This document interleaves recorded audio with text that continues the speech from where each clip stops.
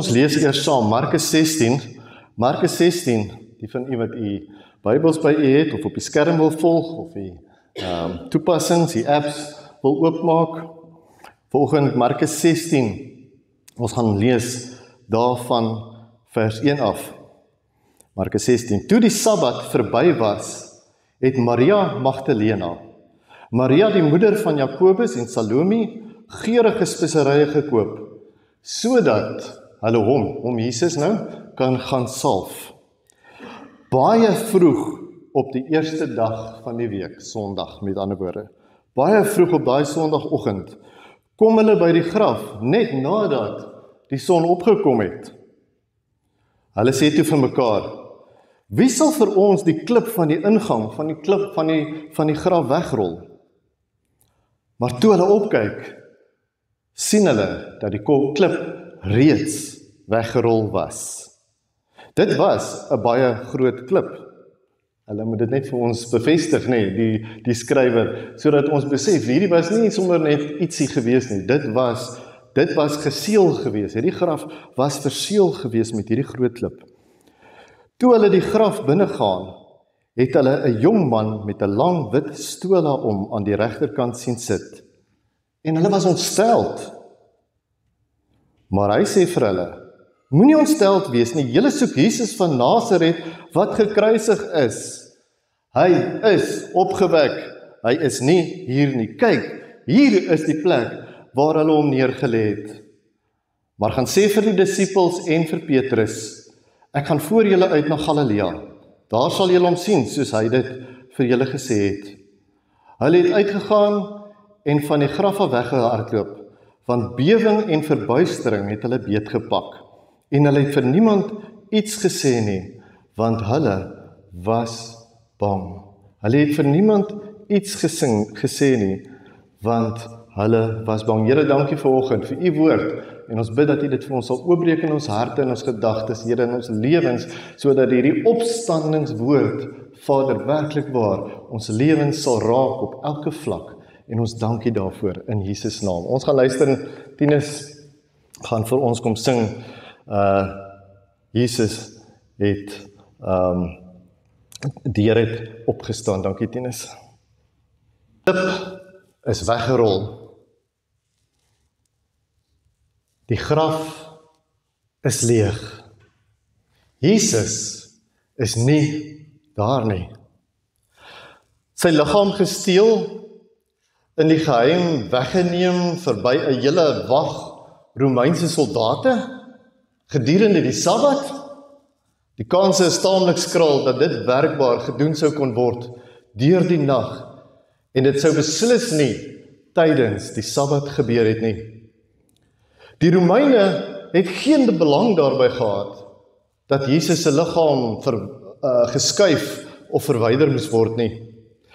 Die Joodse raad en die leierpriesters nog minder. Immers, hulle het van die gevaar ontslae geraak en geglo die vrede met die Romeinse owerhede is gestabiliseer binne die politieke kookpot van die dag.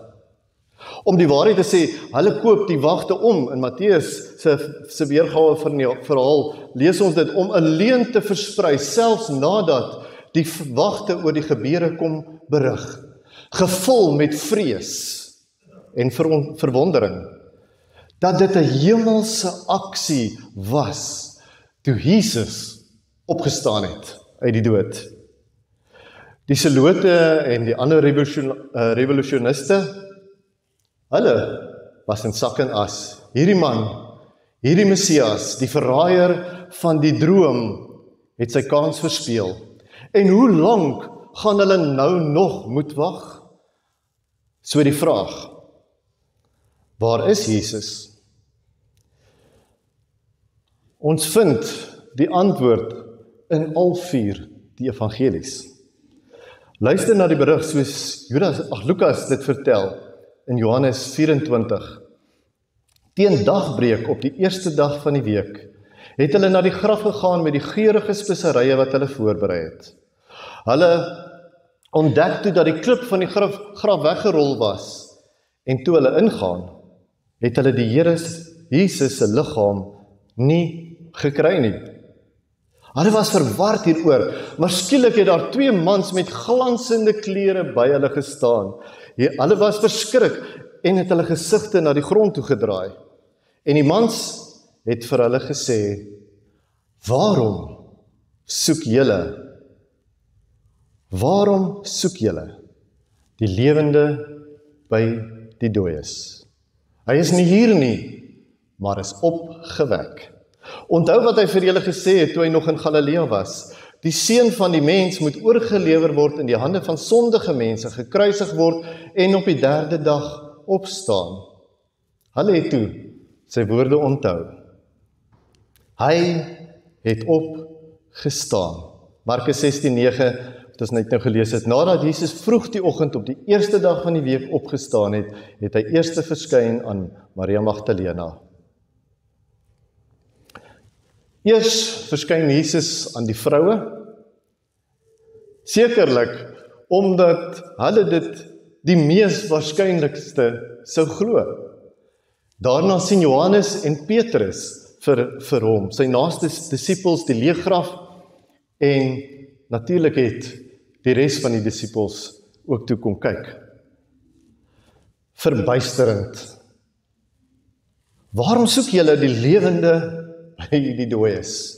Hy is nie hier nie, maar is opgewek. Die graf is leeg. Daar is geen manier om hierdie gebeure te verklaar nie. Jy sien, Vrydag was die donkerste dag in die geskiedenis van die mensdom, maar Sondag, op die eerste dag van die week, het die son opgekom, want Vrydag is die lam geslag, maar Sondag het die seun van God opgestaan.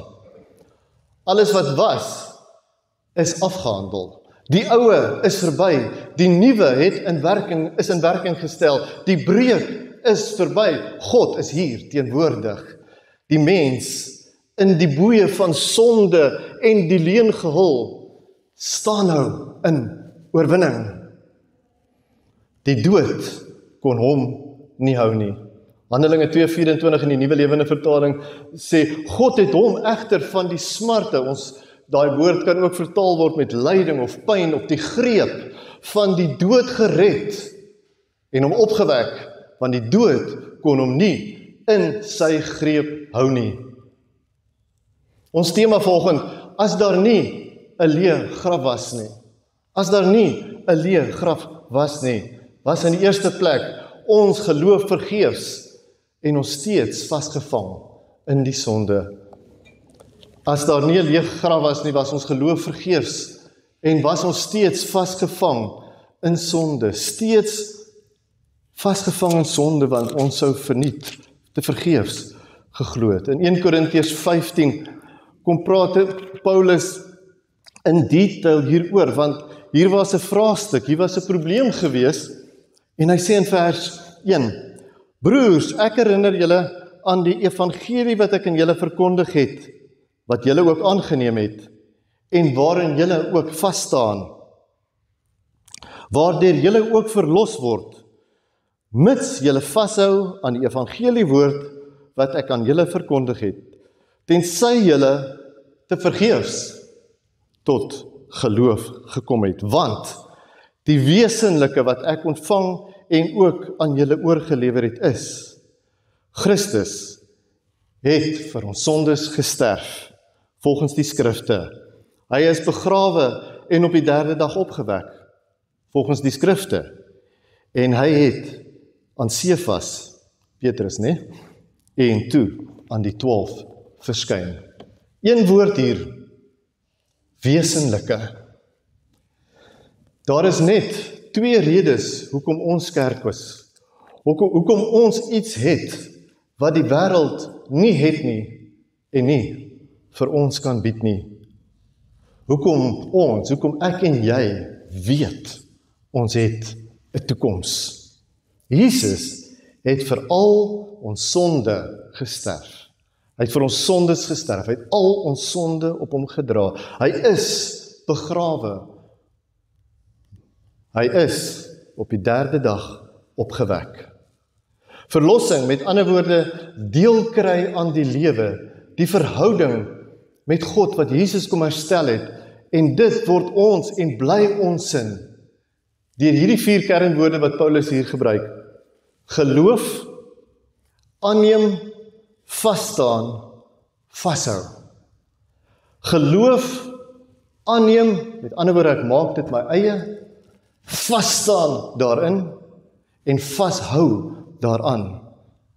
Vashou daaraan. Vers 13 gaan hy aan, en hy sê, as daar geen opstanding van die dooies is nie, is Christus ook nie opgewek nie. En as Christus nie opgewek is nie, is ons verkondiging sinloos, en ook julle geloof sinloos. Paulus gebruik hier 'n uiters radikale woord. Sinloos. Sinloos. Vers 17. En as Christus nie opgewek is nie, is julle geloof vergeefs, en is julle steeds in julle sonde. Is julle geloof vergeefs, en is julle steeds in julle sonde. Nog 'n radikale woord. Vergeefs. Sinnelose, vergeefse geloof.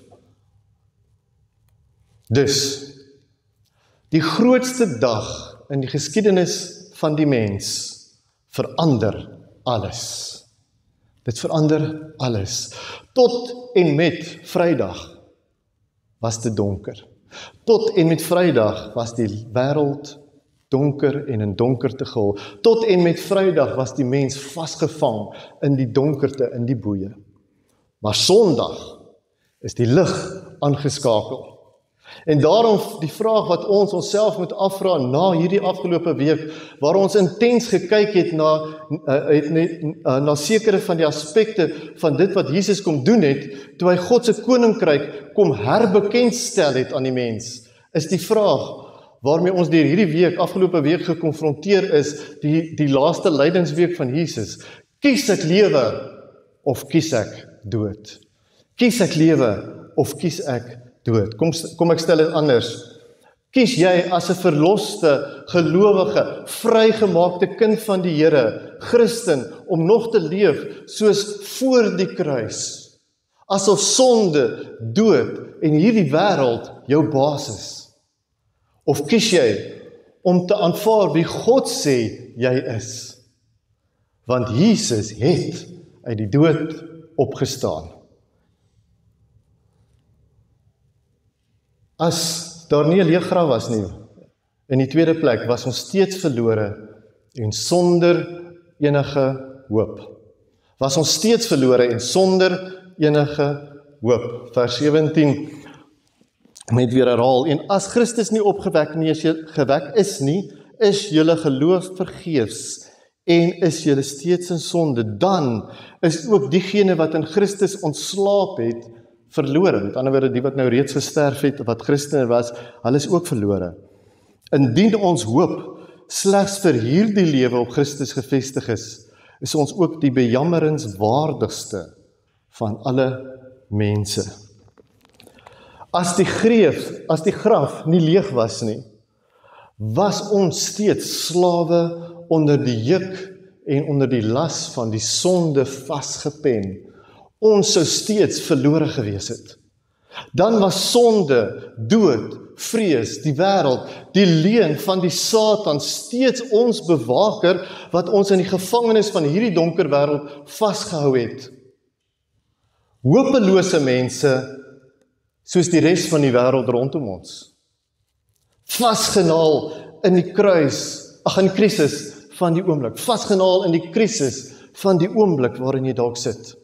In angs en in onsekerheid oor môre. Paulus gaan verder om te sê, as ons slegs leef vir nou en half soos drenkelinge aan Christus vasklou, asof dit ons enigste kleinste stukkie hoop is, om daarom net te probeer oorleef, gebruik 'n verskriklike groot woord hier, bejammeringswaardig. Bejammeringswaardig, ons is eintlik pateties, dis wat hy eintlik sê.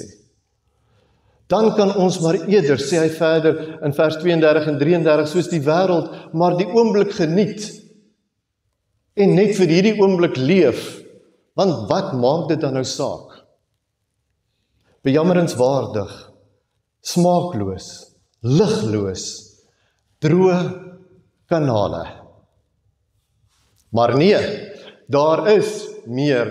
Die graf is leeg en daarom het ons hoop, ewige hoop. Hoop dat ek in hierdie lewe, in navolging van Jesus, 'n lewe kan leef wat saak maak, 'n verskil kan maak, 'n impak kan maak, 'n lewe wat vrug dra. 'n lewe wat leef, 'n lewe leef wat Sondag straal. Die son het opgekom. Daar is lewe, want Jesus is. Daar is lewe, want Jesus is. Kan ek met jou kort getuienis deel uit die lewe van twee mense in my lewe? Twee doodgewone, eenvoudige, hardwerkende mense, wat nooit in voltydse bediening was nie, maar wat met hierdie hoop geleef het, en dit nagelaat het. Ek onthou dat ek ook met my pa se begrafnis 22 jaar gelede, die woord juis hier uit 1 Korintiërs 15 gebring het. My pa was 'n baie stil man, hardwerkend, miskien te hardwerkend, iets wat ek dalk van hom geërf het, 'n diep gelowige en 'n godvreesende man. Hy het baie foute gehad, glo my. Maar dit is die punt. God soek nie perfekte, uitgesorteerde mense nie. God gebruik mense wat in afhanklikheid van hom leef, wat hulle afhanklikheid van hom besef. My pa het nie baie vriende gehad nie, en naweke saam met vriende gekuier nie, maar op die dag met sy roudiens was die kerk gepak. Al die predikante van daai gemeente was daar, die familie was daar, die gemeentelede, sy kollegas en die mense van oral oor, uit al die verskillende plekke waar hy betrokke was. En ek het spesifiek gepraat oor die kern van hierdie hoofstuk. Die koringkorrel moet sterf. Die koringkorrel moet dood, want dood is die weg na lewe. Sonder dood kan ons nie lewe nie. Sonder dat ons nie doodgaan in hierdie lewe nie, kan ons nie die ewige lewe hê nie. Maar sonder dat ek en jy nie doodgaan in onsself en besef, ek het vir Jesus nodig in my lewe nie. Ek het God nodig. Jesus is my verlosser. Ek gee myself oor. Ek lê myself, my eie pogings en alles van myself af. En ek sê, Here, ek het U nodig. Ek dood in myself. Sal ons nooit werklik waar die volle lewe ervaar wat hy vir ons kom gee nie. En ek het besef en gesê, hy het mense se lewe beïnvloed en mense op verskeie terreine en plekke se lewe so geraak mense met wie hy saam was, met wie hy was en hoe hy opgetree het. En toe ek daai dag die kerk so vol sien, so vol mense sien sit, toe besef ek, dit wat ek sê is die waarheid. Hy is ontydig vroeg dood. Met my skoonpa se afsterwe, en hy het die ryp ouderdom bereik, was die woord wat die Heilige Gees in my hart gelos het, aflosstokkie.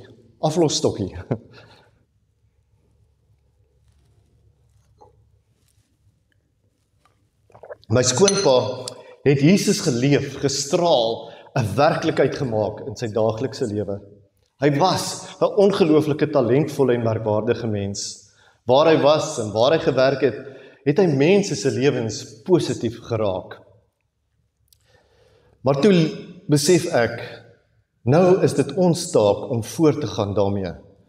Hy het nie net vir Jesus geleef nie, hy het uit hom geleef. En daarom kon hy 'n verskil maak. Hy het in homself gesterf eerste, maar na sy dood het ons almal wat geraak is, die verantwoordelikheid om hierdie aflosstokkie te vat en verder te hardloop in die lewenswedloop. En dit is presies wat Jesus se sterwe en opstanding vir ons beteken. Die koringkorrel het gesterf. Hy sê dit daar in Johannes, ons het dit gelees in die week. Die koringkorrel moet sterf. Met ander woorde, hy moet sy lewe aflê. Hy self moet sterf, hy self moet doodgaan. Sodat dit baie vrug kan dra.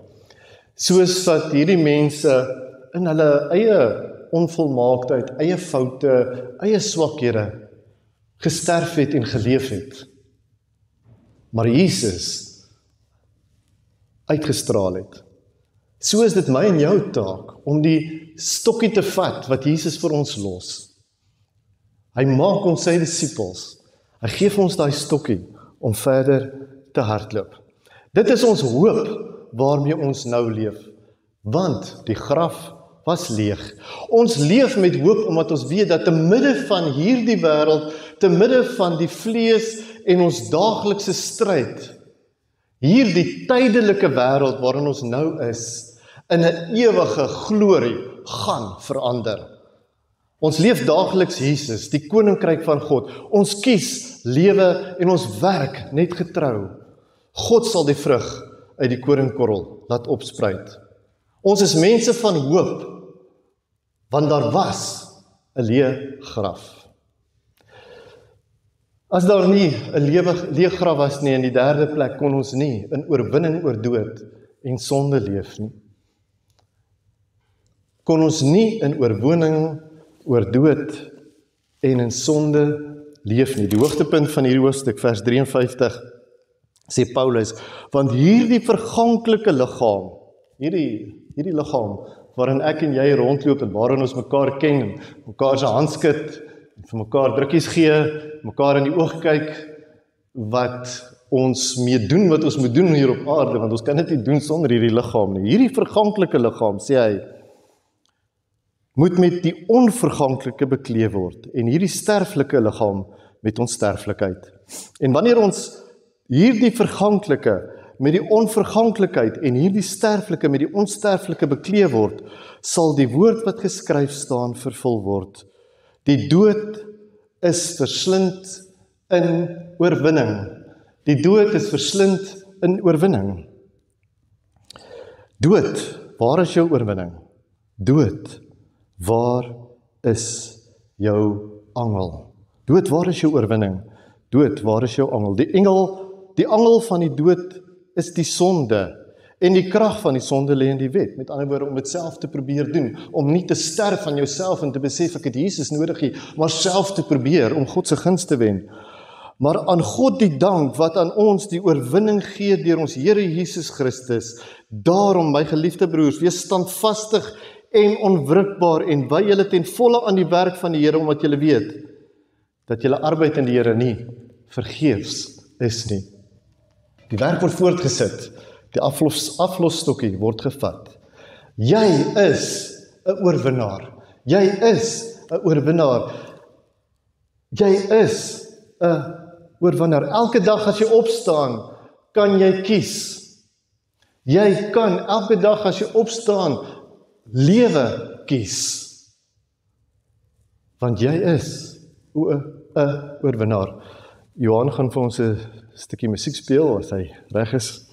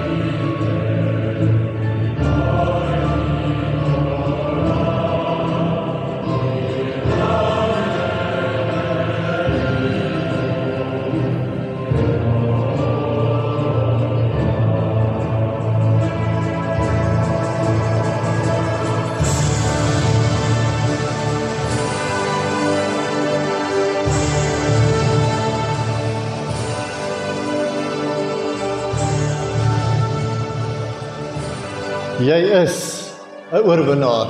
Erken jy dit? Dit is die tema musiek uit die fliek Chariots of Fire wat ek sien nou weer heruitgereik word. Die musiek wat gebruik is in die biografiese fliek oor die lewe van twee Britse atlete in die 1924 Olimpiese Spele, onder andere Eric Liddell, wat dit gedoen het oor sy geloof in Jesus. Die lied word dikwels in resiese gebruik, want elkeen wat die wedloop voltooi, is 'n wenner. Omdat ons in Jesus glo, omdat ons hom volg, omdat ons elke dag die lewe in Christus kies, sê die Bybel, stap ons saam met Jesus uit daai graf as oorwinnaars en kan ons die lewenswedloop as wenners voltooi. Ek is seker, toe Jesus daai klip voor die graf weggerol was die musiek wat gespeel is en die oomblik, en Matteus vertel vir ons hoe die engel afgekom het met lig en hoe die soldate in vrees neergeval het. Ek is seker as daar musiek gespeel was dit baie meer indrukwekkend as hierdie. Maar ek is ook seker dat elke oggend as jy opstaan as 'n kind van die Here en die lewe kies, vandag lewe ek vir Jesus, dat die engele hierdie musiek oor jou sing en speel, want jy hardloop in die lewenswedloop as 'n wenner, as 'n oorwinnaar. Die boeye het afgeval. Die seun, die Satan, die wêreld en al sy bondgenote het hulle houvas verloor. Die dood het geen angel meer nie, dus vrees het geen reg nie. Die terugslag van die lewe, die siekte, die teleurstelling, die stryd teen die ouderdom en die desperate vasklou aan hierdie lewe het verloor. Jesus het opgestaan. God se waarheid bepaal ons lewe. God se waarheid bepaal ons lewe. Wie hy sê ek is, want wat hy vir my en vir jou gedoen het, wat ek kies om my gedagtes mee te vul, wat ek doen met die lewe wat hy vir my gun hier op aarde, is nie meer iets wat met my gebeur nie. Dit is nie meer iets wat met my gebeur nie. Nee, dit is iets wat ek kies, want ek kies om te leef uit die bron van lewe, uit Jesus self. Jesus is die bron van lewe wat ons in verhouding met God, die Vader, verbind. Hy het 'n leë graf agtergelaat en daarom het ons oorwinning oor die dood en die sonde en dit het geen houvas meer op ons in Christus nie. Daar bly niks meer oor om te sê nie. Al wat nou oorbly is om hierdie waarheid ons eie te maak en te kies of ons die lewe in Christus gaan kies, in geloof gaan staan in my koning van vrede, wat die mag van sonde en dood 'n nekslag toegedien het, wat deur sy bloed te gee, en of ons, of ek en jy, elke dag gaan kies om te leef soos volgelinge, om te leef soos volgelinge van die herder, wat ons as oorwinnaars agterlaat, om 'n lewe van oorvloed te kan lewe, om leifvore te wees, sodat ander ook sy vrede, sy genade en sy liefde kan ontdek. As daar nie 'n leë graf was nie, was niks hiervan waar nie. Maar nou staan hierdie waarheid vir ewig vas. Al wat nou oorbly is om aan hom, aan Jesus die lam op die troon, die koning van vrede, al die lof en die eer en die aanbidding van ons harte, met ons lippe en met ons lewe te gee. Om hom met alles in ons lief te hê, want hy het ons eerste lief gehad, en om ons lewens so te leef, dat hy verheerlik en geëer sal word. Ons gaan nou as 'n deel van ons gebed luister na Carrie Job, na die lied Forever. Ek wil hê jy moet kyk na hierdie woorde, dink hieroor, maak jou keuse oor hoe die leë graf jou lewe nou raak, en ook hoe dit jou vorentoe gaan raak, en bring aan ons Here Jesus al die lof en die dank en die eer vanoggend, dat hy jou dood gesterf het, en uit daai graf opgestaan het vir jou, sodat jy kan lewe.